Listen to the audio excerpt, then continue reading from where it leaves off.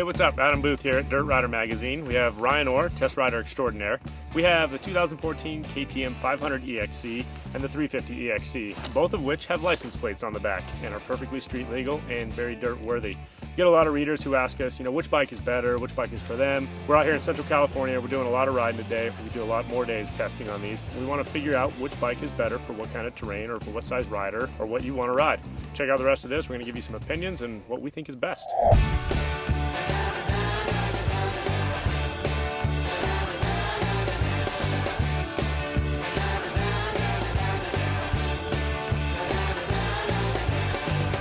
So for me, when it comes down to the decision between the 500 EXC and the 350, I take the 350. Power-wise, the 500 is a beast, and that's a good thing in a lot of situations. It's great uphill climbs and everything, but the kind of riding I do, which is a lot of single track and just low-speed trail riding, I think the 500 is too much punch initially, and I kind of don't like that. It's not as manageable as the 350, but 350 to me is just an incredible motor package because you can really carry a lot of speed on it. Still has the torque that I want, but it's not too much.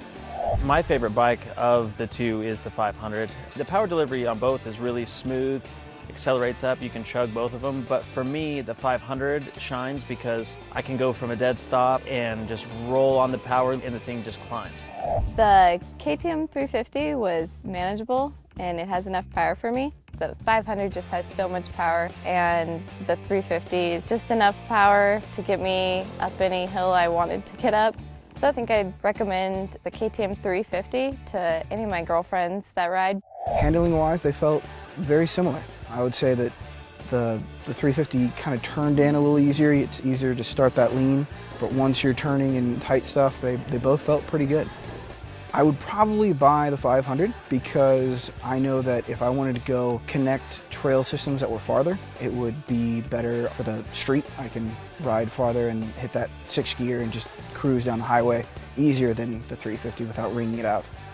If I was going to spend a lot of time on the freeway, a lot of time on dirt roads, kind of going fast, I'd pick the 500. Big guys, 500 all day, they'll love it. But in the end, the 350 is so good for a guy 175 pounds and lighter. I'm only 5'8". Legs aren't that long. I like to ride single track, off-road a lot. So the 350 is way better for my style of riding. Evaluate what you are, what you like to ride, and really, you can't go wrong with either one of these bikes. In stock form, they are amazing. Never before have you been able to buy a dual sport bike that is so capable off-road.